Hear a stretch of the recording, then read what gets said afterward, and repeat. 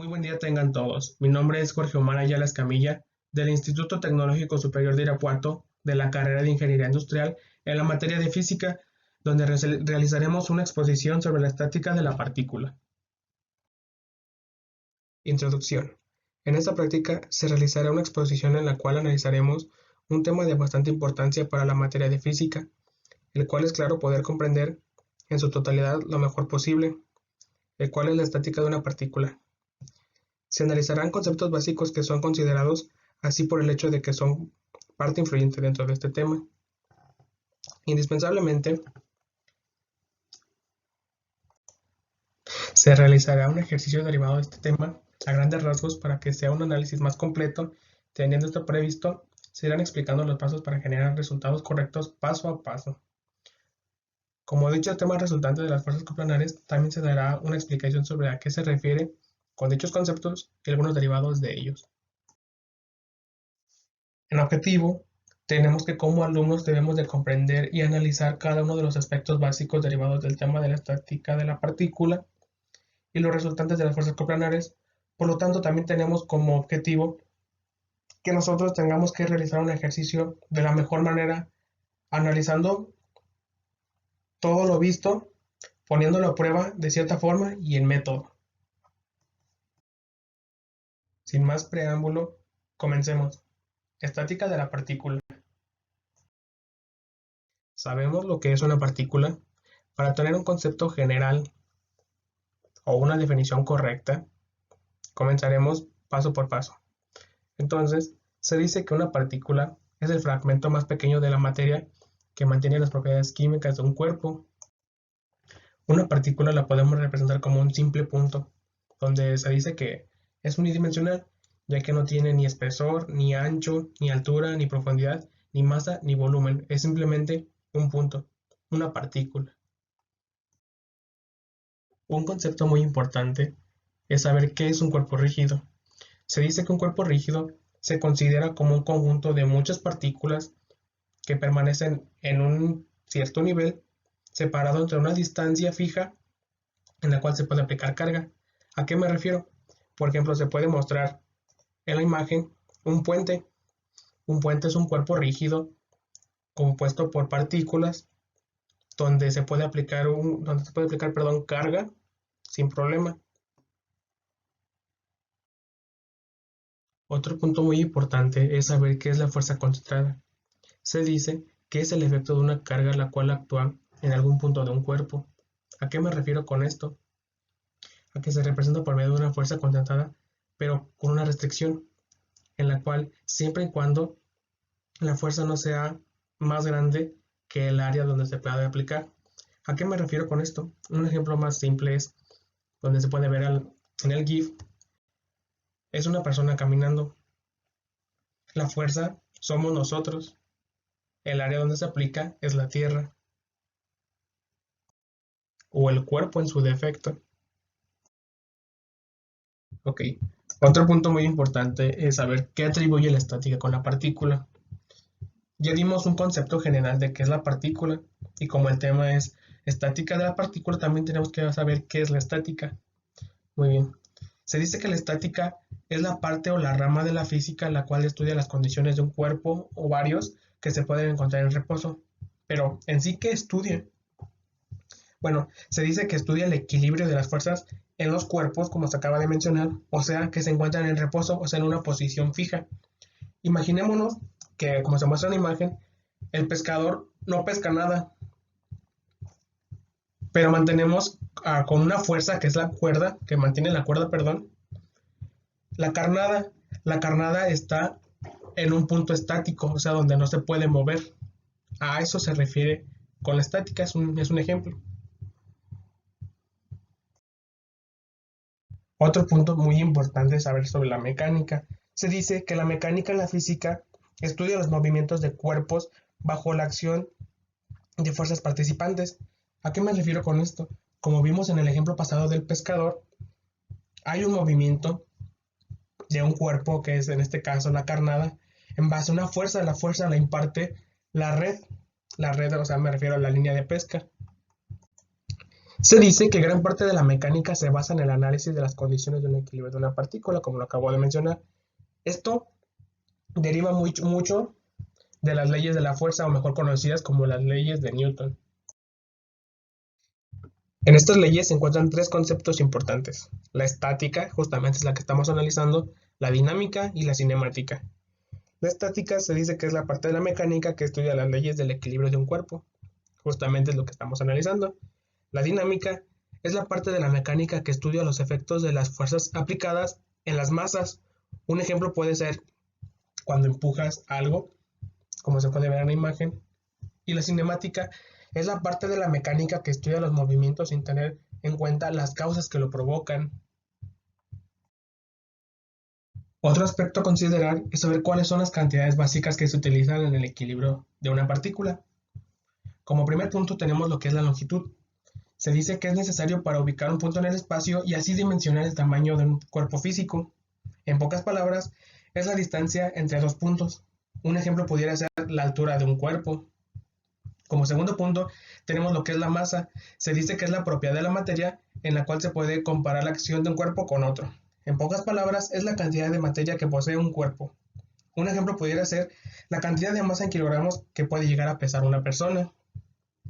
Tercer punto es el tiempo. Se dice que es la magnitud física con la que medimos la duración o la separación de acontecimientos. En estática se dice que no es tan influyente porque sus propiedades son diferentes, pero influye mucho en la dinámica. En el cuarto punto tenemos la fuerza. Es todo aquello capaz de formar o de deformar un cuerpo y modificarlo en su estado de movimiento. Se puede llegar a considerar como un jalón ejercido en un cuerpo sobre otro. ¿Tiene algo en relación los vectores con este tema? A este punto del entendimiento se tiene que saber que este tema está muy anclado con saber todo lo relacionado sobre los vectores. Un vector es un segmento de una línea recta dotado de un sentido, es decir, orientado dentro de un plano euclidiano, bidimensional o tridimensional. Los vectores permiten representar magnitudes físicas dotadas no solamente de la intensidad, sino de dirección, como es en el caso de la fuerza, la velocidad o el desplazamiento. Resultantes de fuerzas coplanares. Para llevar a la vida real todos los conceptos básicos que se acaban de analizar, debemos saber los siguientes puntos para poder resolver previamente un problema.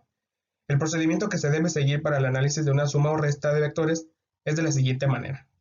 Si el problema involucra la suma de dos fuerzas que mantienen máximo dos incógnitas, se pueden resolver utilizando los siguientes procedimientos. El método de regla del paralelogramo.